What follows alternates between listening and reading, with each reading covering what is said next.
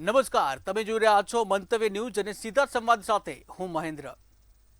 ત્યારે સુરતના ઇતિહાસનું સૌથી રહસ્યમય અને ચોંકાવનારું ભૂતિયા ડિમોલેશન હવે સત્તાધીશો માટે ગળાનું હાડકું બની ગયું છે. ગત 29 અને 30 મેના રોજ વેડ દરવાજા પાસે આવેલા નાસિરનગરમાં ભારે પોલીસ બંદોબસ્ત વચ્ચે 100થી વધુ ગરીબ પરિવારોના આશિયાના કાયદાના લીરે લીરા ઉડાવીને ધ્વસ્ત કરી દેવામાં આવ્યા. આશ્ચર્યની વાત એ છે કે ડિમોલેશનના નકશામાં સુરત મહાનગરપાલિકા કે પછી પોલીસ પ્રશાસન સત્તાવાર રીતે પોતાનો કોઈ હાથ હોવાનો સાફ ઇનકાર કરી રહ્યા છે. તો સવાલ એ ઊભો થાય છે કે ધોળા દિવસે બુલડોઝર ફેરવી જનારા આ મિસ્ટર ઇન્ડિયા કોણ છે? ગૂગલ મેપના સહારે થયેલા ખુલાસા મુજબ સૌરાષ્ટ્રના મોટા બિલ્ડરો અને ખાનગી ગેસ એજન્સીના કરોડોના પ્રોજેક્ટને ફાયદો કરાવવા આ આખું ષડયંત્ર રચાયું હોવાના ગંભીર આક્ષેપો થઈ રહ્યા છે. ત્યારે મંજૂરી વિના ધમધમતા 12 ટાવરના માર્ગ આડે આવતી વસાહતોને કાયદેકીય રીતે કોઈ પણ નોટિસ આપ્યા વિના આજે તોડી પાડવામાં આવી. આખરે કોના આર્થિક હિત સાધવા સરકારી તંત્ર ખાનગી બિલ્ડરોની કઠપૂતળી બન્યું છે? ત્યારે સુરતમાં આ ભૂતિયા ડિમોલેશન સામે આવ્યું હતું અને તેને લઈને હવે ખળભળાટ મચી ગયો છે. આ સાથે જ ગાંધીનગરથી પણ મેયર સહિતની ટીમને તેડું આવ્યું છે અને ગૃહ વિભાગ દ્વારા ખાનગી રાહે જે તપાસ પણ સોંપવામાં આવી છે. ત્યારે ખાસ કરીને સમગ્ર જે ભૂતિયા ડિમોલેશન થયું છે તેને સૌ કોઈને હચમચાવી નાખ્યા છે. એક બાજુ ગરીબ લોકો જે છે તેઓના આશિયાના છીનવી લેવામાં આવ્યા છે. 100થી વધુ જે ઘરો છે તેઓને ઉજાડી દેવામાં આવ્યા છે, ડિમોલેશન કરવામાં આવ્યું છે.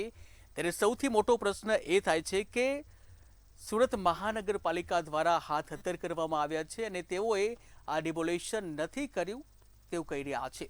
ત્યારે સૌથી મોટો પ્રશ્ન એ થાય છે કે આ ડિમોલેશન તેઓએ નથી કર્યું તો આખરે કોણે કર્યું છે, કોના ઇશારે થયું છે? કારણ કે એસઓજી સહિતની પોલીસની ટીમ પણ આ ડિમોલેશન વખતે ત્યાં હાજર જોવા મળી છે અને એસએમસીના અધિકારી પણ ત્યાં જોવા મળ્યા હતા. ત્યારે આખરે શા માટે જે તેઓએ હાથ હત્તર કર્યા છે અને શા માટે આ જે સમગ્ર પ્રકરણ જે છે તેના પાછળ જવાબદાર કોણ છે? કોણ છે એ મોટું માથું કે જેના ઇશારે 100થી વધુ લોકોના આશિયાના છીનવી લેવામાં આવ્યા છે? ત્યારે હાલ તો સુરતમાં આ ઘટનાને લઈને ચકચાર મચી ગયો છે. 100થી વધુ લોકોના જે આશિયાના છીનવી લેવામાં આવ્યા છે. ત્યારે હાલ તો હવે આગળ કેવા પ્રકારની જે તપાસ કરવામાં આવે છે? શું મોટા બિલ્ડરોને ફાયદો કરાવવા માટે આ આશિયાના છીનવી લેવામાં આવ્યા છે કે પછી કોઈ બીજું કારણ? ત્યારે હાલ તો જે ચર્ચા જે ચાલી રહી છે તેમાં મોટા બિલ્ડરને ફાયદો કરાવવા માટે આ ડિમોલેશન કરવામાં આવ્યું હોવાની ચર્ચાએ જોર પકડ્યું છે. ત્યારે ભૂતિયા ડિમોલેશનના પડઘા છે ગાંધીનગર સુધી પહોંચી ગયા છે, જ્યાં ગાંધીનગરથી મેયર સહિતની ટીમને જે તેડું આવ્યું છે. ત્યારે હવે આ અંગે આગળ શું વળાંક આવે છે તેના ઉપર સૌની નજર છે. ત્યારે હાલ તો સમગ્ર રાજ્યમાં ભૂતિયા ડિમોલેશને સમગ્ર રાજ્યને હચમચાવી નાખ્યું છે. રાજ્ય સરકારે પણ હવે ગુપ્ત રાહે તપાસની કામગીરી સોંપી છે. ત્યારે સુરત ગ્રામ્ય પોલીસને આ તપાસની કામગીરી સોંપવામાં આવી છે. ત્યારે સૌથી મોટો પ્રશ્ન એ થાય છે કે આ સમગ્ર જે ભૂતિયા ડિમોલેશન થયું છે તેના પાછળનો અસલી ચહેરો કોણ છે? જે રીતે જે ડિમોલેશન થયું છે 100થી વધુ લોકોના આશિયાના છીનવી લેવામાં આવ્યા છે. મહત્વની વાત એ છે કે કોઈ પણ પ્રકારની નોટિસ આપ્યા વિના જ આ તમામ જે લોકોના ઘર છીનવી લેવામાં આવ્યા છે. કાયદેસર રીતે 10 દિવસની નોટિસ આપવી જરૂરી હોય છે, પરંતુ આમ છતાં પણ કોઈ પણ પ્રકારની નોટિસ આપ્યા વિના જ આ ડિમોલેશન કરવામાં આવ્યું છે. કાયદાના જાણે કે લીરે લીરા ઉડી ગયા હોય તેવું લાગી રહ્યું છે, જાણે કાયદાનું કોઈ મહત્વ જ ના હોય તે રીતની આ ભૂતિયા ડિમોલેશનની જે કામગીરી સામે આવી છે. ત્યારે હવે આ સમગ્ર પ્રકરણમાં કોના નામ ખુલે છે અને શું તેઓના નામ આવ્યા પછી કોઈ કાર્યવાહી કરવામાં આવશે કે પછી તેઓને પણ કોઈ પણ કાર્યવાહી ન કરતા છોડી દેવામાં આવશે? પરંતુ મહત્વની વાત એ છે કે 100થી વધુ લોકોના આશિયાના છીનવી લેવામાં આવ્યા છે અને તેઓને કોઈ પણ પ્રકારની વૈકલ્પિક વ્યવસ્થા પણ કરવામાં નથી આવી. ત્યારે બીજી બાજુ હાલ જે કાળઝાળ ગરમી પડી રહી છે અને આવા ટાઈમે ગરીબ મધ્યમ વર્ગના આશિયાના છીનવી લેવામાં આવ્યા છે. ત્યારે તેઓની જે છત છે છત છીનવાઈ ગઈ છે. ત્યારે આખરે રાજ્યમાં ગરીબોનું કોણ? હવે ગરીબોના આશયાના છીનવી લેવામાં આવ્યા છે. સૌથી વધુ ગરીબોના જે મકાનો છે તેના ઉપર બુલડોઝર ફેરવી દેવામાં આવ્યું છે. આ સાથે જ નાસિરનગરના જે લોકો છે તેઓ હાઈકોર્ટનો દરવાજો ખટખટાવ્યો છે અને હવે તેઓ હાઈકોર્ટે પહોંચ્યા છે. ગમે તેમ કરીને સ્ટે લાવવા માટેની જે હાઈકોર્ટમાં અરજી કરવા તેઓ પહોંચ્યા છે. ત્યારે હવે તેઓને ન્યાય મળશે કે કેમ તે તો હવે આવનારો સમય જ બતાવશે. પરંતુ હાલ તો 150થી વધુ ગરીબ લોકોના આશયાના છીનવી લેવામાં આવ્યા છે. ત્યારે સુરતમાં ગત 29 અને 30 મે 2026ના રોજ વેડ દરવાજા પાસે આવેલા વર્ષો જૂના નાસિરનગર વિસ્તારમાં ભૂતિયા ડિમોલેશન કરવામાં આવ્યું.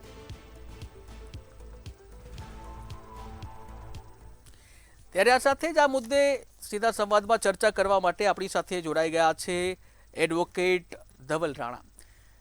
ધવલભાઈ, મંતવ્ય ન્યૂઝમાં આપનું સ્વાગત છે. ધવલભાઈ, આપને હું પૂછવા માંગીશ કે પૂર્વ સૂચના આપ્યા વિના આ રીતનું સીધું ડિમોલેશન કરવું કેટલું યોગ્ય? ફર્સ્ટ ઓફ ઓલ ટુ કોઈ પણ મ્યુનિસિપલ કોર્પોરેશન, પછી એસએમસી હોય, એએમસી હોય કે કોઈ પણ ઝૂંપડું પણ ડિમોલિશ કરવું હોય તો એમણે જીપીએમસી એક્ટ 1949ની સેક્શન 260 સબસેક્શન 1 હેઠળ એક સો કોસ્ટ નોટિસ ઝોન અધિકારીએ સેન્ડ કરવાનું હોય છે. અને એ નોટિસના અનુસંધાને જે પણ પક્ષકારને નોટિસ મોકલવામાં આવી હોય છે તે રિપ્લાય ફાઇલ કરવાનો સમય મળતો હોય છે. અને રિપ્લાય ફાઇલ નથી થતો ત્યારબાદ મ્યુનિસિપલ કમિશનરે સેક્શન 263 સબસેક્શન એ હેઠળ એક અલગથી બીજી નોટિસ મોકલવાની હોય છે કે હવે તમારા વિરુદ્ધમાં કોઈ લીગલ એક્શન લેવામાં આવશે ને ડિમોલેશનની કામગીરી હાથ ધરવામાં આવશે. તો તમે એનો ખુલાસો કરવા માંગો છો? અગર એ ખુલાસો ન થાય ત્યારબાદ પણ જે પણ કોર્પોરેશન હોય છે તે 21 ડેઝનો એમને અલ્ટિમેટ ટાઈમ પાસે આપતી હોય છે અને ત્યારબાદ જ ડિમોલિશ કરતી હોય છે. પણ આ કેસમાં આ રીતની કોઈ નોટિસ સર્વ કરવામાં આવી નથી. અને તપાસમાં તો એવું નીકળીને આવ્યું છે કે વર્ષ 2021માં ફર્સ્ટ ઓફ ઓલ એક વખત ડિમોલિશન થયું ત્યારે 50થી 100 ઝૂંપડાઓ તોડવામાં આવ્યા અને ત્યારે કમ્પન્સેટ પેટે 80,000 રૂપિયા આપવામાં આવેલા હતા. અને ત્યારબાદ વર્ષ 2023માં ફરીથી આ રીતનું એક ડિમોલિશન થયું હતું અને ત્યારે 200થી 300 ઝૂંપડા ડિમોલિશ કરવામાં આવ્યા હતા. અને આ થર્ડ ટાઈમનું જે ડિમોલિશન થયું છે અને મોર્નિંગમાં જ્યારે ડિમોલિશન સ્ટાર્ટ થયું સ્થાનિક લોકોએ વિરોધ કર્યો અને કહેવામાં આવ્યું કે અમને નોટિસ નથી સર્વ કરી. તો એમણે કીધું તમે ગેરકાયદેસર બાંધકામ કરીને વસેલા છો એટલે તમારે હવે કોઈ નોટિસ નહીં આપી અને ઓલરેડી અમે સર્વ કરી દીધી છે. ત્યારબાદ સ્થાનિક અગ્રણી અને હું પોતે સ્થળ પર ગયો અને નોટિસની માંગણી કરી. તો નોટિસની માંગણીની સામે ત્યાંના જે ઓથોરાઇઝ પર્સન હતા, ઝોનલ અધિકારી હતા, એમણે ટેલિફોનિક એવી જાણ કરી કે અમે બધું લીગલ વેમાં કામ કરી રહ્યા છે અને તમે આ ખોટી મેટરમાં તમે વચ્ચે ઇન્વોલ્વ નહીં થાઓ, તમને બધી ડોક્યુમેન્ટ્સો અમે પ્રોવાઈડ કરી દઈશું. જેથી અમે ત્યાંથી જતા રહ્યા અને ત્યારબાદ અમે કમિશનરને મળવાનું નક્કી કર્યું અને અમે એક અરજી આપી સેક્શન 303 હેઠળ કે અમને 20 ડેઝનો ટાઈમ આપો, અમને શેલ્ટર માટે જગ્યા આપો અને સામાન સગે વગે કરવાનો પણ સમય આપો. પરંતુ ઝોનલ ઓફિસર પાસે કોઈ રિસ્પોન્સ ન મળતા કમિશનરે અમને સીધું એવું કહેવામાં આવ્યું કે એસએમસી દ્વારા આ રીતનું કોઈ પણ ડિમોલેશન હાથ ધરવામાં નથી આવ્યું, ના મેં કોઈ આદેશ આપ્યો છે ને અમારા કોઈ કર્મચારી ત્યાં ઘટના સ્થળ પર છે. થોડા દિવસ બાદ ફરીથી જાણવા મળે છે કે ઘટના સ્થળ ઉપર એસએમસીના કર્મચારી જ હતા, પોલીસના અધિકારી હતા. હવે પોલીસના અધિકારીઓ ત્યાં હાજર હતા. પોલીસ અધિકારીએ પણ ઘટના સ્થળ પર જવું હોય તો તેના માટે એસએમસીના કર્મચારી, અધિકારી અને ઝોનલ અધિકારી લોકોએ પહેલા એક ફર્સ્ટ ઓફ ઓલ એમને રિક્વેસ્ટ લેટર સેન્ડ કરવાનો હોય છે પોલીસ ડિપાર્ટમેન્ટને, સ્થાનિક પોલીસને. ત્યારબાદ જ પ્રોટેક્શન મળતું હોય છે ને ત્યારબાદ જ બંદોબસ્ત મળતો હોય છે. તો આ જે સોકોલ્ડ પોલીસ ત્યાં જે પહોંચી ગઈ તે કયા આધારે પહોંચી અમે એનો પણ જવાબ માંગ્યો. તો પોલીસ પીઆઈએ, પોલીસ ઇન્સ્પેક્ટરે અમને જણાવ્યું કે અમને 112 નંબર ઉપર કોલ આવ્યો અને ત્યારબાદ અમને બંદોબસ્તમાં જવાનો આદેશ આપ્યો. પછી અમે આરટીઆઈને લેટરથી અમને જાણ કરી કે અમને ઇન્ફોર્મેશન આપો કે કયા વ્યક્તિએ તમારી પાસે બંદોબસ્ત માંગ્યો. તો એ પણ આજ દિન સુધી નથી મળ્યું. હવે હાલ આટલા દિવસથી ચાલી રહ્યું છે કે ભૂતિયા ડિમોલિશન થયું છે, ના એસએમસીના અધિકારીઓ છે ના કોઈ ત્રાહિત વ્યક્તિ છે. તો કર્યું કોણે? એના પાછળ અમે લોકોએ ઇન્વેસ્ટિગેશન જાતે જ કરવું પડ્યું છે. કોઈ પોલીસ પ્રોટેક્શન, પોલીસ કમ્પ્લેન કરવા છતાં પોલીસે કોઈ ઇન્વેસ્ટિગેટ સ્ટાર્ટ નથી કર્યું, ઘટના સ્થળ પર જઈને કોઈ પંચનામું નથી કર્યું, ના એસએમસીના અધિકારીઓ ઘટના સ્થળ પર ગયા. એસએમસીના કર્મચારીઓ 2-3 દિવસ અગાઉ ઘટના સ્થળ પર જાય છે અને સ્થાનિક લોકોને એવું જણાવે છે કે તમારું જે પણ ડિમોલિશ થયું છે એના બદલામાં તમને અમે આવાસ પ્રોવાઈડ કરવા માટે, સર્વે કરવા માટે આવ્યા છે. હવે ક્યાં આવાસ પ્રોવાઈડ કરશો, કયા વેમાં કરશો પૂછ્યા બાદ એ લોકો ત્યાંથી ભાગી ગયા. હવે ત્યાંથી ભાગી ગયા ત્યારબાદ અમે પોતાની રીતે તપાસ કરી કે અહીંયા જે કર્મચારીઓ આવ્યા છે, મ્યુનિસિપલ કમિશનર ના કહે છે અમારા અધિકારી નથી, ત્યાંના જે સ્થાનિક ઝોનલ અધિકારી છે તે પણ ના કહે છે કે અમે નથી. એટલે અમારી પાસે જેટલા વિડીયો ફૂટેજ હતા એના આધારે આઈડેન્ટિફાઈ કરવાની કોશિશ કરી. અને આઈડેન્ટિફાઈડ થયા, ઘણા અધિકારીઓ આઈડેન્ટિફાઈડ થયા અને એના નામ પણ ન્યૂઝપેપરમાં પણ આવી ગયા છે. અને ત્યારબાદ તેના સિવાય એક્સ્ટ્રા ઓર્ડિનરી નામ હું મંતવ્યમાં આજે ફર્સ્ટ ટાઈમ ડિક્લેર કરવા જઈ રહ્યો છું. અગાઉ કોઈને ડિક્લેર પણ નથી કર્યા આ નામો. એમાં આર્કિટેક્ટ છે અને એન્જિનિયર છે. એમનું નામ છે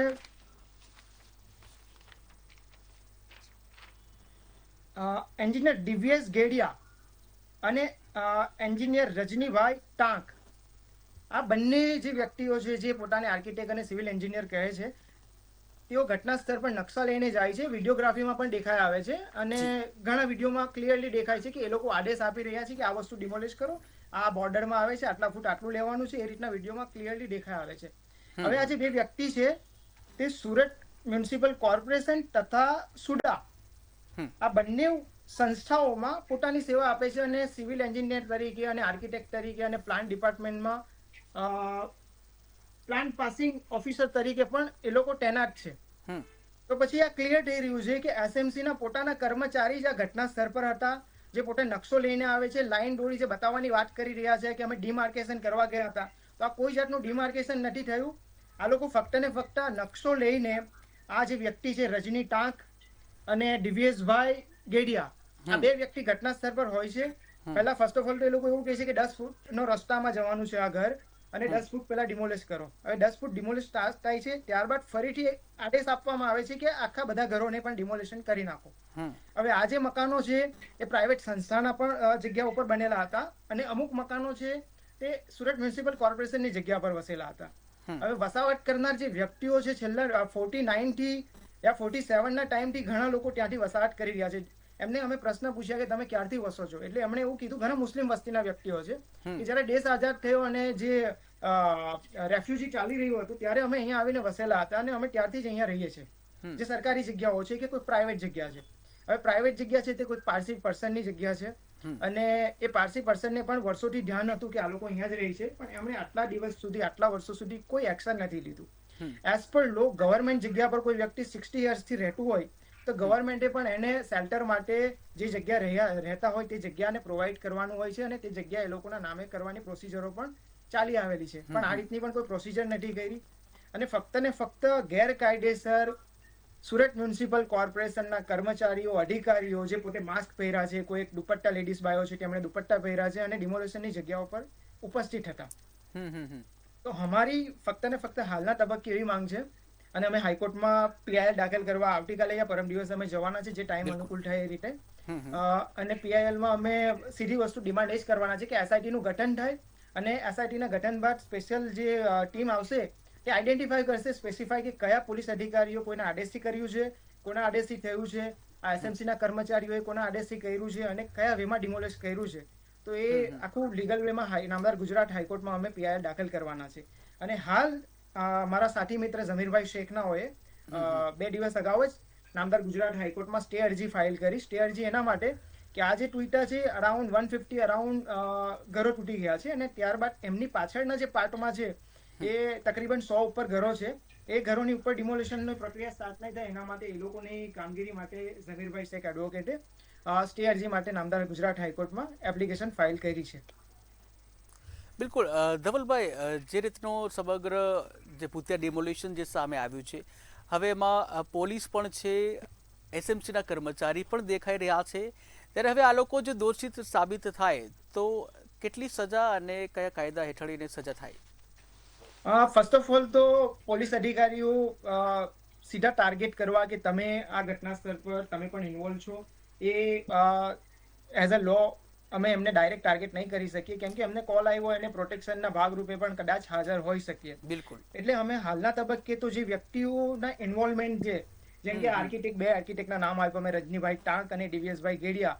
ત્યારબાદ એ કોના અંડરમાં આવે છે, કોના થ્રુ કામ કરી રહ્યા છે એ વ્યક્તિઓ, એ તમામ વ્યક્તિઓથી એના સિવાય 2-3 દિવસ અગાઉ 2-3 વ્યક્તિઓ આ જે ઝુંપડપટ્ટી છે કે જે વસાહત છે ત્યાં ગયા હતા અને થ્રેટિંગ આપ્યું હતું અને ધમકીઓ આપી હતી કે 2 દિવસમાં ખાલી કરી નાખજો, અધરવાઇઝ અમે બધા ઝૂંપડાઓ તોડી નાખશું. એટલે સ્થાનિક લોકોને એવું હતું કે આ રીતનું ડાયરેક્ટ તો કોઈ પ્રાઇવેટ વ્યક્તિ આવીને અમને ધમકીઓ આપે તો અમારે એને આગળ કોઈ એક્શન નહીં લેવી. અને ગરીબ વર્ગ છે, અનપઢ વર્ગ છે, એ લોકોને એટલું ધ્યાન પણ નહીં હતું કે અમારે કઈ રીતે કામગીરી કરવી. એટલે અમે જે એક્શન લેવા માંગવાના છે તે જે તે જેસીબી યા હિટાચી મશીન જેના દ્વારા ડિમોલેશન કરવામાં આવ્યું છે તે મશીનના માલિકો, કોન્ટ્રાક્ટરો, પછી ઘટના સ્થળ ઉપર ઉપસ્થિત સુરત મ્યુનિસિપલ કોર્પોરેશનના અધિકારીઓ યા અધિકારી નથી અને એમના ગણવેશમાં જે આવ્યા છે તે વ્યક્તિ, આ તમામ વ્યક્તિઓ વિરુદ્ધમાં અમે લીગલ વેમાં જે સેક્શનો તહેત કામગીરી કરવાના છે તે સેક્શનોમાં બીએનએસની સેક્શન 198, 204, 205, 126 સબસેક્શન 2, 127 સબસેક્શન 7, 305, 310 સબસેક્શન 2 આવી અનેકો સેક્શનો તહેત અમે કામગીરી આગળ ધરાવવાના છે અને આ તમામ સેક્શનોમાં ડિસ્ક્રાઇબ તમને હું કરવા જાઉં તો ટ્રેસપાસનો ગુનો બને છે, કોઈની માલિકીના કબજામાંથી જે સરસામાન ટ્રાન્સફર કરવાની વાત હતી અને ત્યાં જે વ્યક્તિઓ ઉપસ્થિત હતા અને મજૂર વર્ગ જે આવીને આ સરસામાન સગે વગે કરી રહ્યા હતા, ત્યાં મજૂર વર્ગ રહેવાસીઓના જે કિંમતી ચીજ વસ્તુઓ હોય કે સરસામાન હોય એ અલગ અલગ વાહનોમાં ભરીને અલગ જગ્યા પર લઈ જવાની વાત કરી અને તમામ વાહનો ક્યાં ગયા, કોની પાસે ગયા અને સરસામાન ક્યાં ગયો તે કંઈક નક્કી નથી. એટલે અમે ઘર મકાનમાંથી આ સામાન લેવાઈ ગયો છે એટલે લૂંટની યા ઢાળની પણ સેક્શનો આમાં એડ કરી છે, જે સેન્સિટિવ સેક્શનો છે અને 10 વર્ષ ઉપરની પનિશમેન્ટ વાળી સેક્શનો છે. બિલકુલ. તો અમારી આ બધી સેક્શનો જે અમે કરવાના છે અને જે ગુનો દાખલ કરવાના છે, પ્રાઇવેટ કમ્પ્લેન્ટ ફાઇલ કરવાના છે આવતીકાલે યા પરમ દિવસે, જે બી ટાઈમ અમારો અનુકૂળ સેટ થશે. પ્રાઇવેટ કમ્પ્લેન્ટમાં આ સેક્શનો તહેત અમે આ દરેક વ્યક્તિઓને આવરી લેવાના છે અને નામદાર ડિસ્ટ્રિક્ટ કોર્ટમાં પ્રાઇવેટ કમ્પ્લેન્ટના આધારે જે બી આરોપીઓ નીકળી આવશે તેના વિરુદ્ધમાં કોર્ટ જે પણ કોગ્નિઝન્સ લેશે તે અમે ધ્યાને લાવીશું અને એમને આરોપી તરીકે જોડવા માટે અમે કોર્ટને આજાજી કરવાની પ્રયત્ન કરીશું. બિલકુલ બિલકુલ.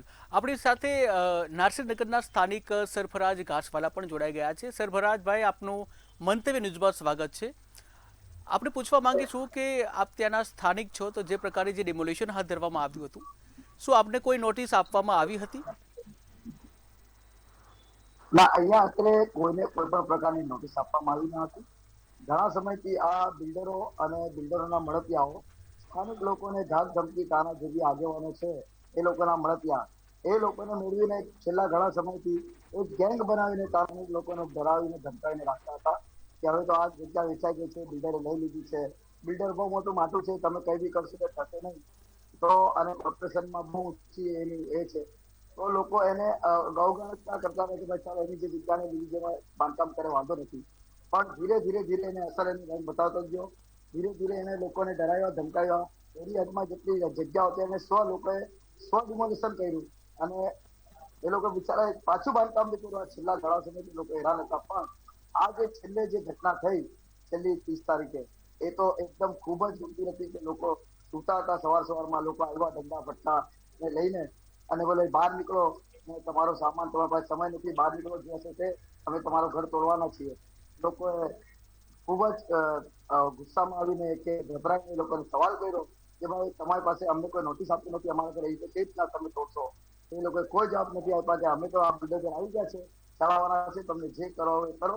લોકો ગભરાયા. આખરે સુરત કોંગ્રેસના વિપુલભાઈ ઉધનાવાલા અને સ્થાનિક કોર્પોરેટર હર્ષદભાઈ જરીવાલાનો સંપર્ક કર્યો. હર્ષદભાઈ જરીવાલા એમને સાથે એડવોકેટ ધવલવાળાને ત્યાં લઈને આવ્યા. ત્યારે સ્થાનિક પોલીસ હાજર હતી અને આ બંને ધવલવાળા અને હર્ષદભાઈ જરીવાલાએ સ્થાનિક અધિકારીઓને જયારે પૂછ્યું કે ભાઈ તમે આ જે ડિમોલિશન કરી રહ્યા છો કાયદાની કયા રૂએ તમે કરી રહ્યા છો, તો કોઈ નોટિસ છે, કોઈ ઓર્ડર છે? તો બોલે આ અમારા સાહેબ અત્યારે નથી, તમે અમારા સાહેબ પૂછો, અમારે ક્યાં છે તમારા સાહેબ? તો બોલે અમારા સાહેબ અત્યારે આવે છે, જમવા ગયા છે. પછી અરશદભાઈ ત્યાંથી જ ત્યાંના જોનલને સેન્ટ્રલ જોનલને ફોન કર્યો હતો. એમણે એમની સાથે વાતચીત કરી અરશદભાઈ, તો એમણે કઈ કીધું કે અત્યારનું 12 પછી આવીને તમને કહું છું. પછી કદાચ અરશદભાઈ પાછા ફોન કર્યા પર ફોન પાડ્યો નહીં. પણ આ ડિમોલિશનની પ્રક્રિયા પોલીસ સાથે મળીને ધડાધડ ચાલુ જ હતી. અધિકારીઓ ત્યાં હાજર જ હતા, એક કેમેરામાં લોકોના વિડીયોમાં દેખાય જ છે.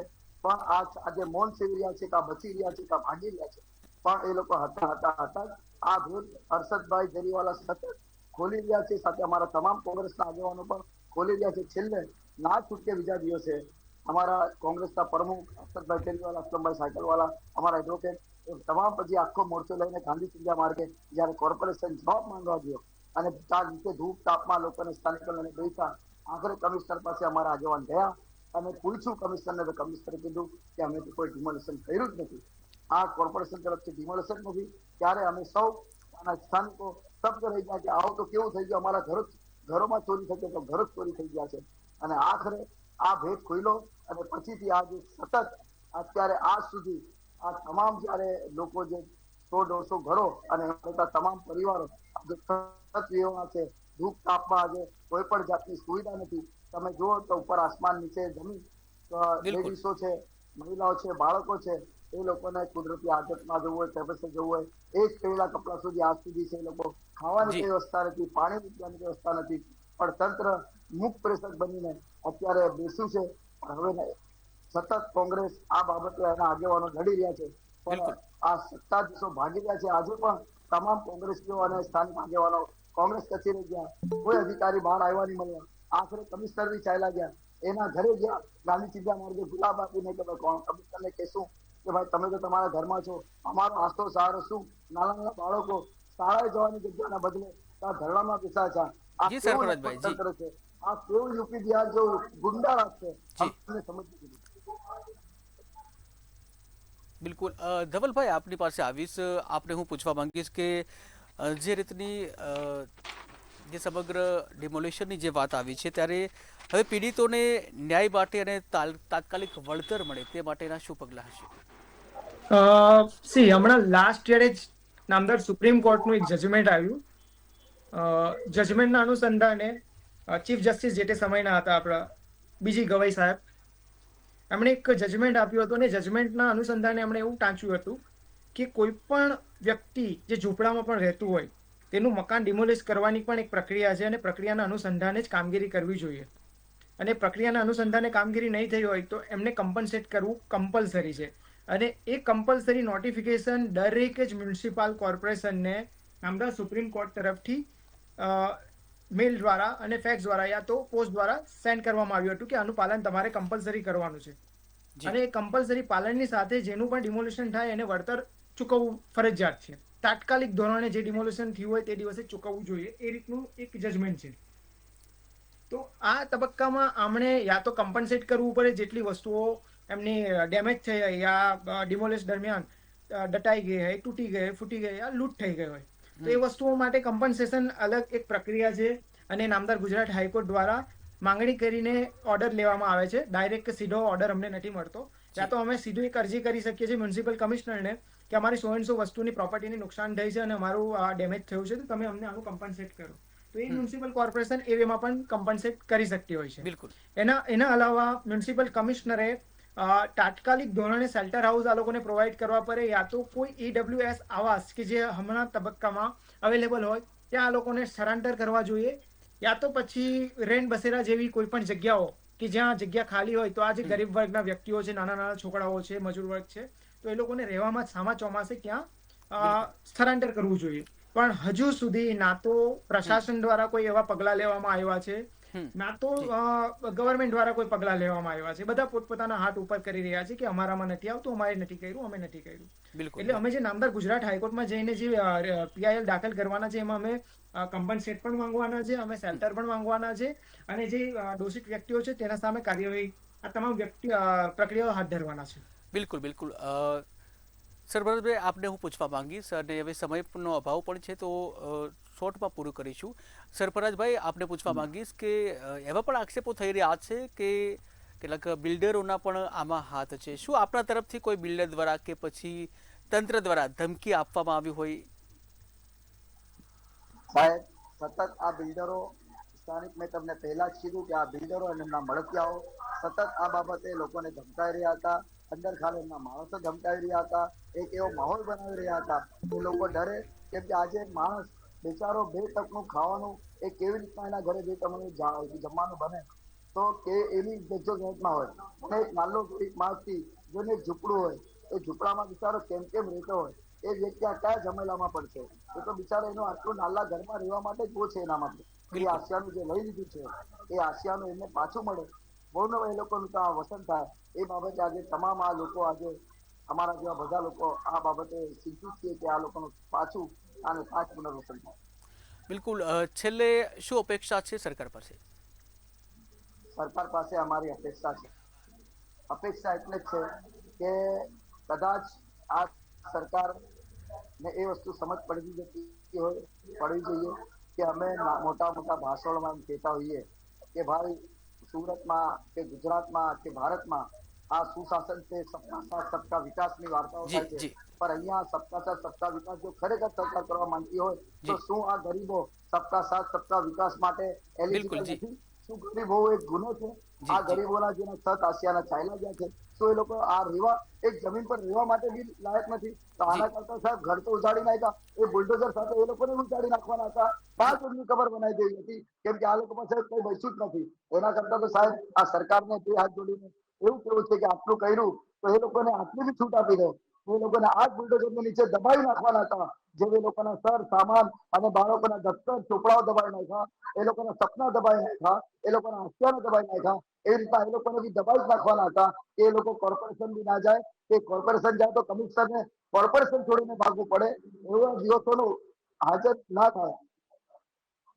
સમયનો અભાવ છે. આપ બંને અમારી સાથે જોડાયા અને પોતાના વિચાર રજૂ કર્યા. આપ બંનેનો આભાર. ઓકે.